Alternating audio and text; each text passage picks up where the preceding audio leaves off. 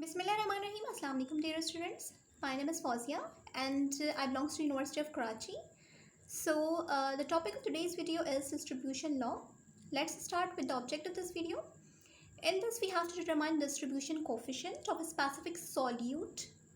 In this case we have iodine as a solute, and this specific solute is going to be dissolved into a specific solvent system. The first solvent is non-polar in nature, that is hexane, and the second one is polar in nature, that is aqueous system.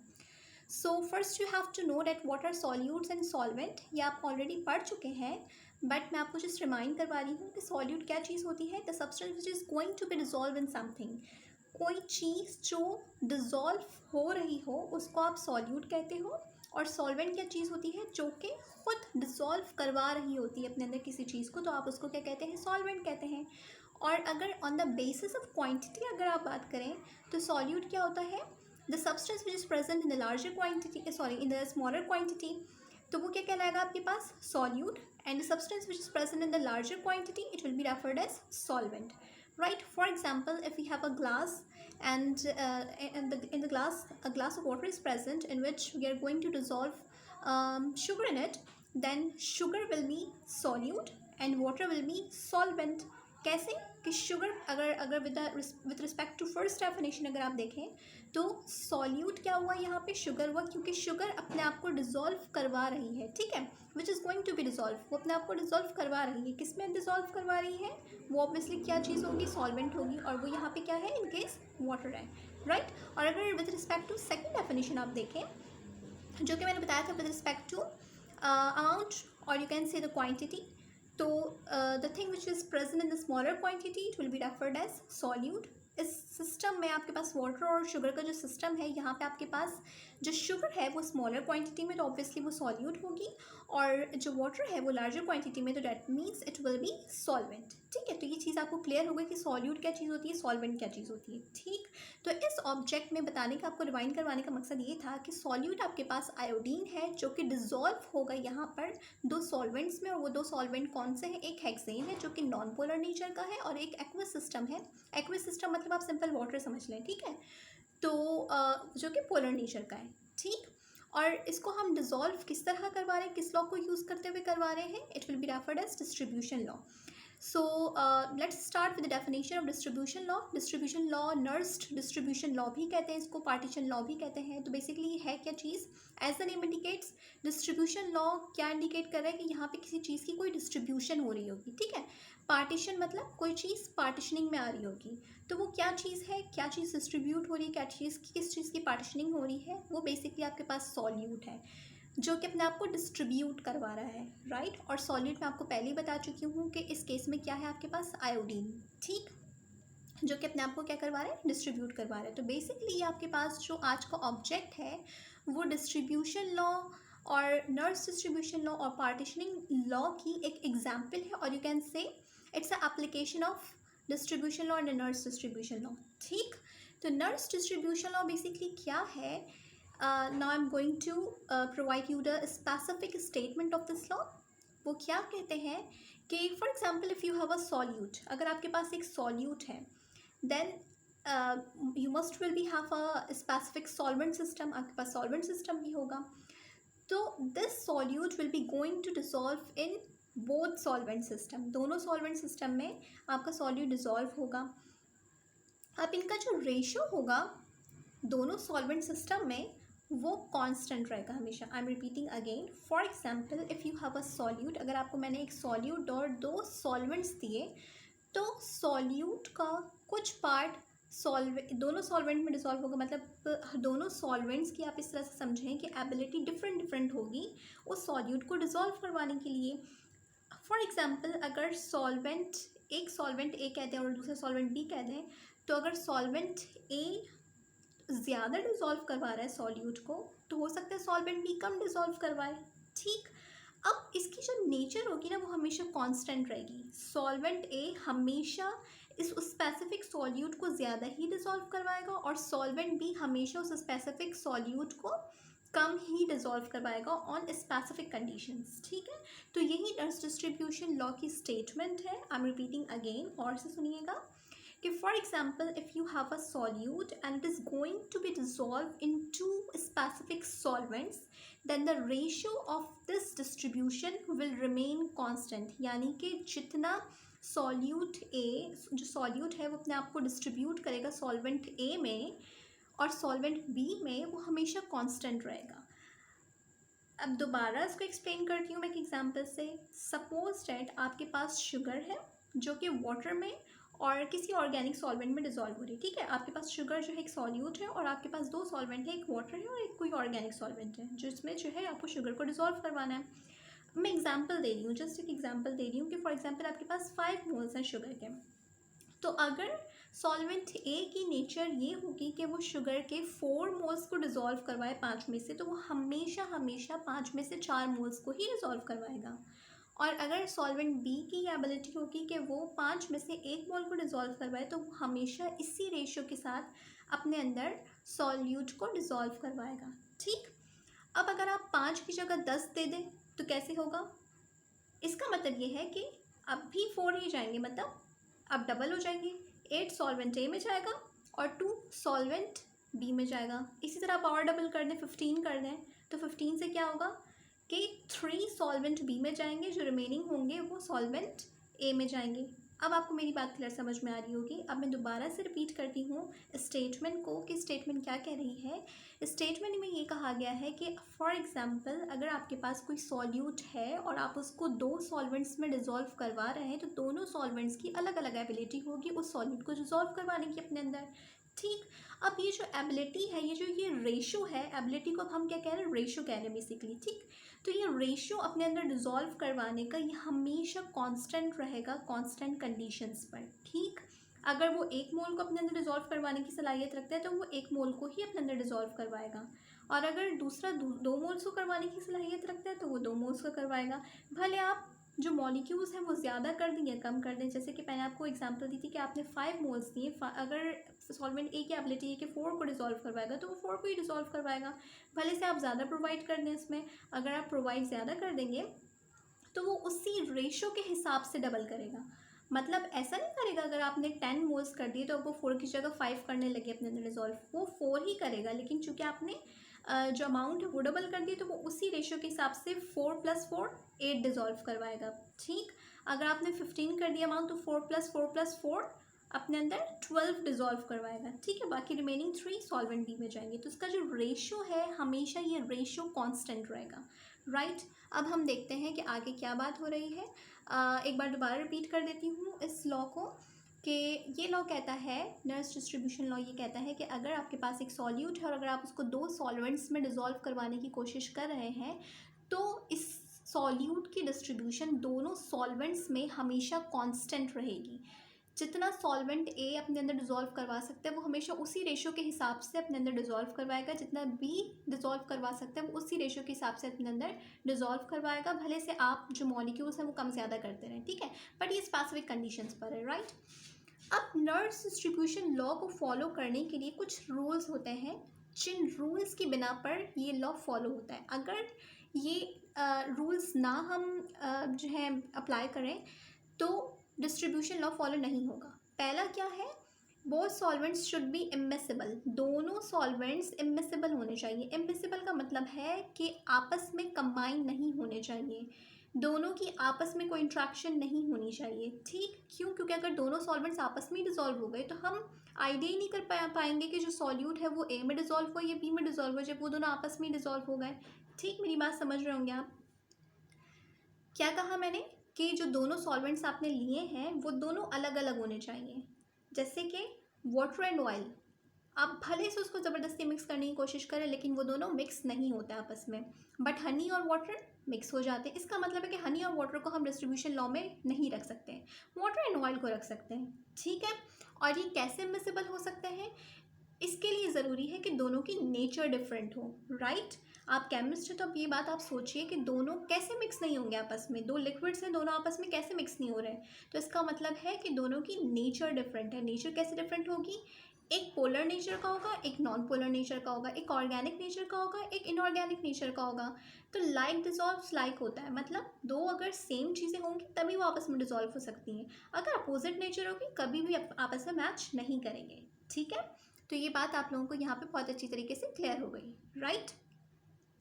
अच्छा, second बात ये है कि जो solute आपके पास है वो दोनों सॉल्वेंट्स में सेम कंडीशन में होना चाहिए। मतलब ऐसा नहीं होना चाहिए कि अगर फॉर एग्जांपल आपने सॉल्यूट आयोडीन चूज़ किया है तो आयोडीन हेक्सेन के अंदर आयोडाइड की फॉर्म में हो और एक्वस सिस्टम में आपके पास ट्राइआयोडाइड की फॉर्म में हो। ऐसा नहीं होना चाहिए। जो इसकी कंडीशन है एक सॉल्वेंट में, दूसरी सॉल्वेंट में भी वो उसी कंडीशन में एग्जैक्टली प्रेजेंट होना चाहिए, राइट। इसका मतलब ये है कि जो आपके पास सॉल्यूट है वो ना तो किसी चीज़ के साथ एसोसिएट हो, मतलब ना किसी चीज़ के साथ कंबाइन हो, ना ही डिसोसिएट हो, ना ही वो टूटे, ना ही अपने आप को किसी चीज़ के साथ जोड़े। ये सिर्फ सॉल्यूट के लिए नहीं बल्कि सॉल्वेंट के लिए भी। इसका मतलब ये हुआ कि सॉल्यूट का इंट्रैक्शन जस्ट ये होना चाहिए कि वो अपने आप को डिसॉल्व करवा रहा है, कोई केमिकल इंट्रैक्शन नहीं होना चाहिए, राइट। केमिकल इंट्रैक्शन का मतलब क्या होता है कि इलेक्ट्रॉन्स की लेन देन हो रही है, अपने आप को अपनी जो कंडीशन है वो ही चेंज कर दी, ऐसा नहीं होना चाहिए। मेरी बात समझ रहे होंगे आप लोग।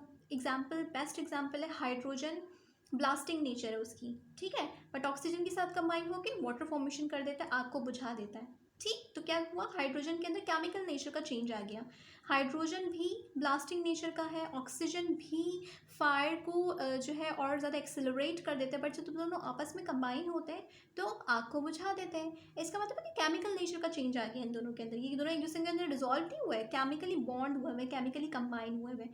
बट यहाँ पे हम किसी चीज़ को केमिकली कंबाइन नहीं करवा रहे, हम क्या करवा रहे हैं, सिर्फ डिजॉल्व करवा रहे हैं, ठीक है। तो यहाँ पे कोई चीज़ किसी चीज़ के साथ एसोसिएट नहीं होनी चाहिए, डिसोसिएट नहीं होनी चाहिए, ना ही सॉल्यूट सॉल्वेंट के साथ कोई एसोसिएट डिसोसिएट होना चाहिए, ना ही दोनों सॉल्वेंट्स का आपस में कोई डिसोसिएशन एसोसिएशन होना चाहिए, ठीक है।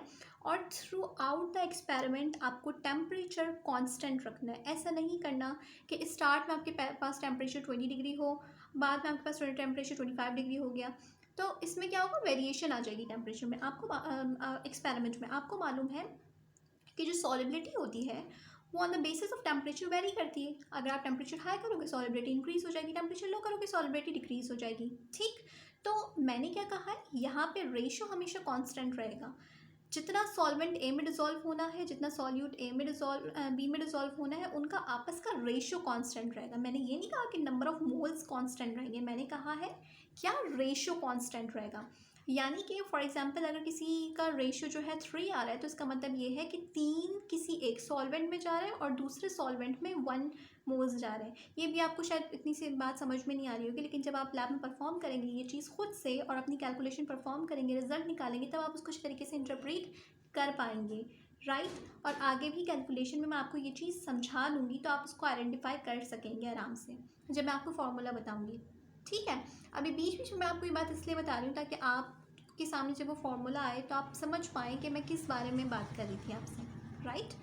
तो खैर बात क्या हो रही थी कि थ्रू आउट द एक्सपेरिमेंट आपके पास टेम्परेचर कांस्टेंट होना चाहिए, क्योंकि फॉर एग्जांपल आपने ऐसा किया कि स्टार्ट में आपने सॉल्वेंट ए लिया, उसमें लो टेम्परेचर पे काम कर लिया, सॉल्वेंट बी में आपने हाई टेम्परेचर पे काम कर लिया, तो फिर आप बोलेंगे रेशो तो कांस्टेंट नहीं रहा, पहले कुछ और रेशो आया, बाद में कुछ और रेशो आया, सॉलिबिलिटी चेंज हो गई, कम ज़्यादा हो गई। तो ऐसा नहीं होना चाहिए, temperature should be constant through out the experiment, right. अच्छा, इस एक्सपेरिमेंट में हम स्टार्च यूज़ करेंगे। जब मैं प्रोसीजर बताऊंगी तब आपको पता लगेगा कि स्टार्च हम कहाँ यूज़ कर रहे हैं। वैसे आयोडीन के नाम से आपको अंदाज़ा हो गया होगा क्योंकि आप ऑलरेडी स्टैंडर्डाइजेशन सोडियम थायोसल्फेट के बारे में पढ़ चुके हैं मेरी लास्ट वीडियो में, तो आपको आइडिया हो गया होगा कि स्टार्च जो है वो एज इंडिकेटर यूज़ होता है फॉर इंडिकेशन ऑफ आयोडीन। अच्छा, बहुत सारे स्टूडेंट्स का ऐसा भी हुआ था पिछले एक्सपेरिमेंट में। यहाँ पे थोड़ी सी बात कट करके पिछले एक्सपेरिमेंट की बात करती हूँ कि उन्होंने पूरा एक्सपेरिमेंट परफॉर्म कर लिया तो उन्होंने स्टार्च ऐड नहीं किया और उनका कलर आ गया सी ग्रीन कलर। तो वो परेशान हो गए कि हमने तो स्टार्च ऐड नहीं किया बट सी ग्रीन कलर आ गया, हाउ इज़ इट पॉसिबल। ऐसा पॉसिबल है क्यों, क्योंकि इंडिकेटर का काम सिर्फ ये होता है कि आपके एंड पॉइंट को इंडिकेट करे। आपका एंड पॉइंट ऑलरेडी एक कलर्ड नेचर का है, सी ग्रीन कलर प्रोवाइड कर रहा है, तो आप उसको ऑलरेडी विजुलाइज कर सकते हैं। लेकिन हम उसको और ज़्यादा विजिबल बनाने के लिए आपके लिए क्या करते हैं, एक इंडिकेटर ऐड करवा देते हैं जिससे dark blue colour complex form होता है। अब वो डार्क ब्लू कलर कॉम्प्लेक्स जब सी ग्रीन में कन्वर्ट होता है तो ज़्यादा अच्छी तरीके से आपको विजुलाइज हो सकता है। तो जस्ट इस वजह से हम स्टार्च ऐड करवाते हैं। अदरवाइज स्टार्च के बगैर भी आपका एंड पॉइंट आ जाता है जो कि सी ग्रीन कलर का है, जो कि विजिबल नेचर का है। अगर कलरलेस नेचर का होता तो फिर हमें मुश्किल होती है आइडेंटिफिकेशन में कि कलरलेस है तो फिर हम कैसे आइडेंटिफाई करें। बट यहाँ पे आपका जो एंड पॉइंट है वो ऑलरेडी कलर्ड नेचर का है, सी ग्रीन कलर का, तो यहाँ पे आपको ईजिली आइडेंटिफिकेशन हो जाती है। वैसे कलरलेस में भी आपको इजीली आइडेंटिफिकेशन हो जाएगी, क्योंकि जब डार्क ब्राउन कलर आयोडीन का कलरलेस में कन्वर्ट होगा तब भी आपको आराम से पता लग जाएगा कि ये कलरलेस हो गया है।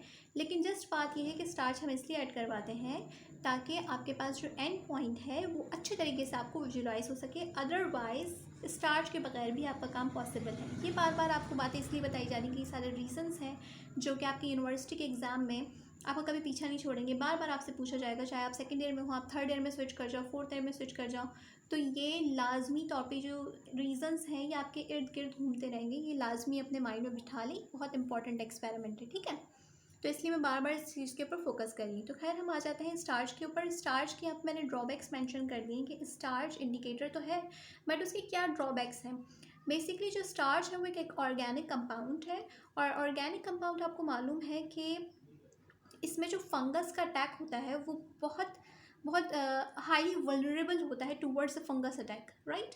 मतलब फंगस जो है वो फ़ौरन से बैक्टीरिया का अटैक, वायरसेस का अटैक, जो ऑर्गेनिक कंपाउंड्स होते हैं वो एज अ न्यूट्रिएंट उसको कंज्यूम कर रहे होते हैं, तो इस वजह से फ़ौरन से फंगस का या किसी भी बायोलॉजिकल ऑर्गेनिज्म का अटैक हो सकता है। तो इस वजह से जो आपका ऑर्गेनिक कंपाउंड है जो कि स्टार्च बेसिकली इंडिकेटर है वो स्पॉइल हो सकता है। आप स्टार्च बेसिकली जो लैब अटेंडेंट्स होते हैं वो बनाते हैं या तो राइस के थ्रू या फिर पोटैटोज़ के थ्रू, ठीक है। आपको मालूम होगा अच्छे तरीके से कि पोटैटोज़ और जो राइस होते हैं वो रिच ऑफ स्टार्च होते हैं।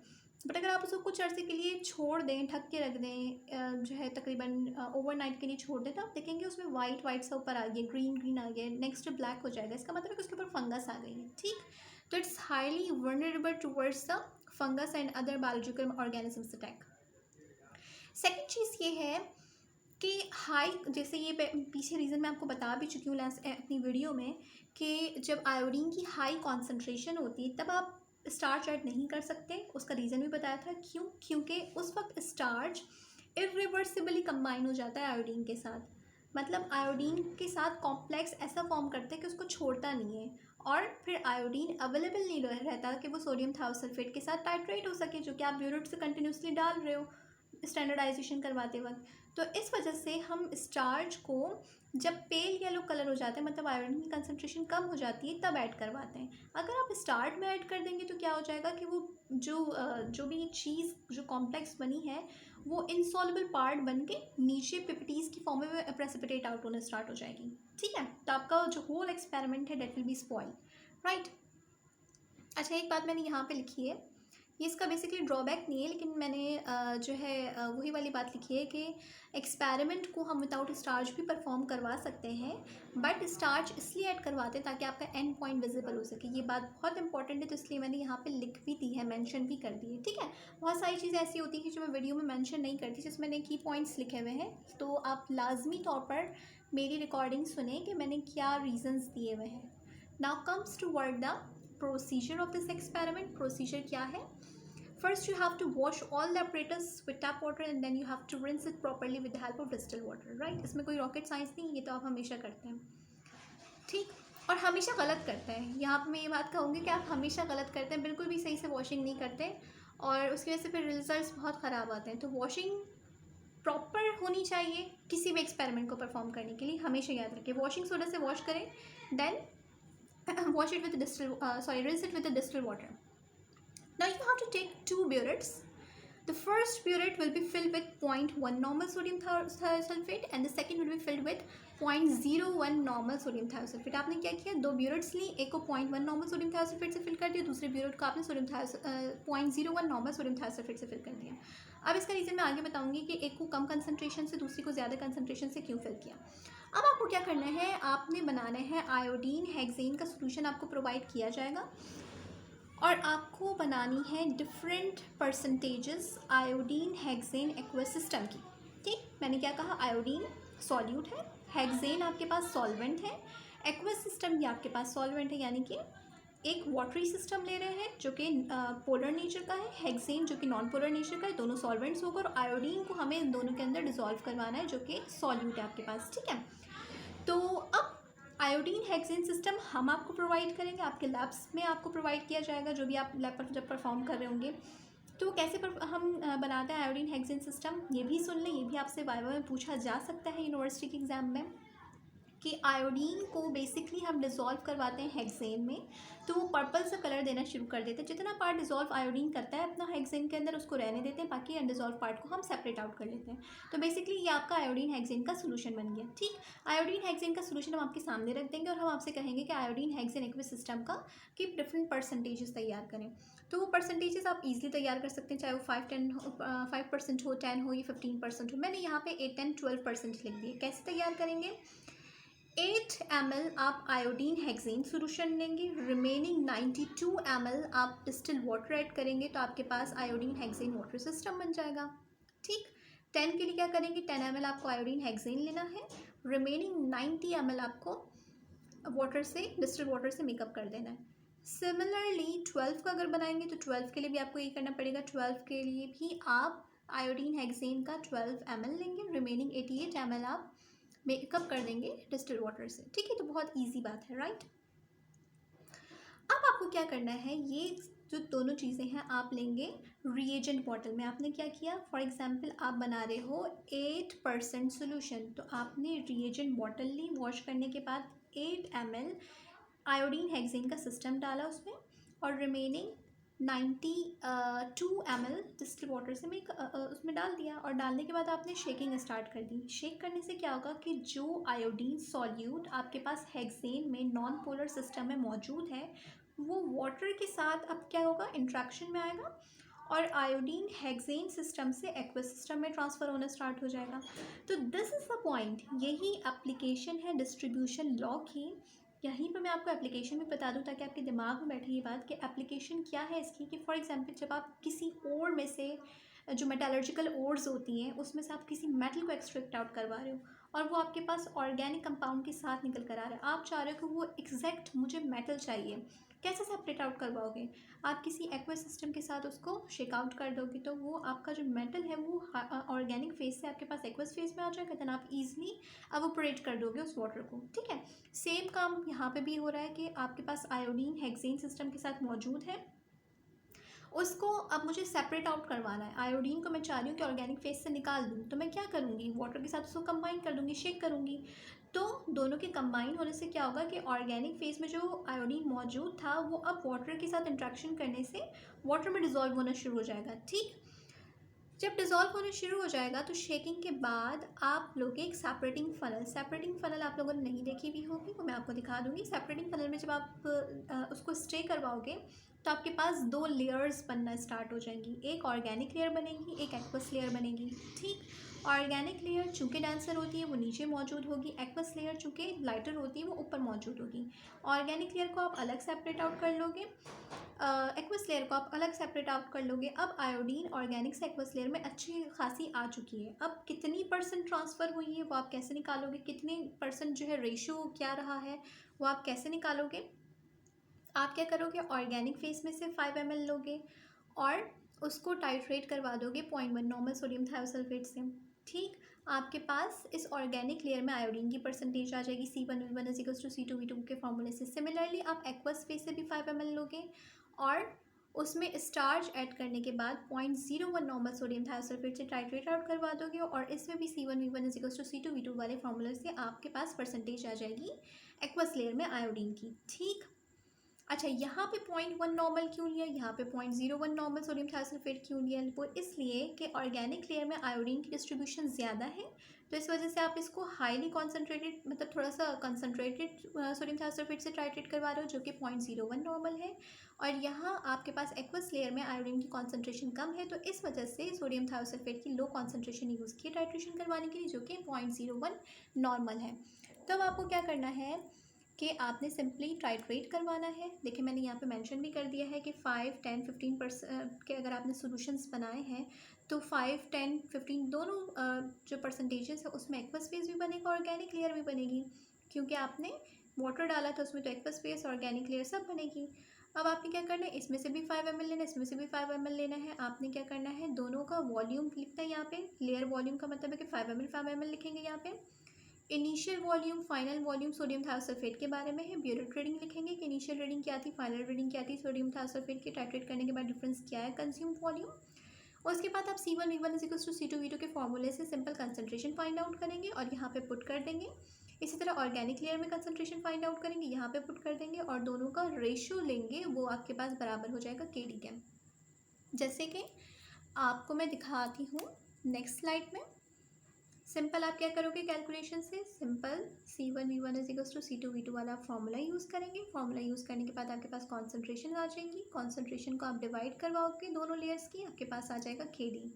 यहाँ पे आपके पास जो KD आती है उसकी वैल्यू 30 होती है, ठीक है, तो आपके पास 30 वैल्यू आनी चाहिए, right. So that was all about your experiment. मैं रिपीट कर दे रही हूँ अगेन, आपको क्या करना है एक्सपेरिमेंट में, आपने सिंपली 2 ब्यूरेट्स लेनी है। One will be filled with 0.1 normal sodium thiosulphate and the next will be filled with 0.01 normal sodium thiosulphate. अब आपको क्या करना है, डिफरेंट परसेंटेजेस बनानी है, 5, 10, 15%। 5% कैसे बनाओगे, 5 ml आयोडीन हेक्सेन सिस्टम लेंगे, रिमेनिंग 95 ml वाटर ऐड कर देंगे। अगर फॉर एग्जांपल 8 ml बनाना चाह रहे हैं, 8% बनाना चाह रहे हैं, तो 8 ml will be iodine hexane system and the remaining 92 ml will be water. Then you will be shake it well. Shake क्यों किया आपने, ताकि आयोडीन जो कि अभी नॉन पोलर हेक्सेन सिस्टम के साथ बाइंड हुआ है, वो वाटर के साथ शेक करने पर जो सॉल्यूट है वो हेक्सेन से ट्रांसफ़र होना स्टार्ट हो जाए एक्वस फेज में, ठीक। जब वो एक्वस फेज में ट्रांसफ़र होना शुरू हो जाएगा तो आप एक सेपरेटिंग फ़नल लेंगे। सेपरेटिंग फ़नल के नाम से ही जाहिर हो रहा है कि आप सेपरेशन करना चाह रहे हो उस फ़नल के थ्रू। जब आप उसको स्टे करवाओगे तो दोनों जो लेयर्स हैं वो अलग अलग हो जाएंगी।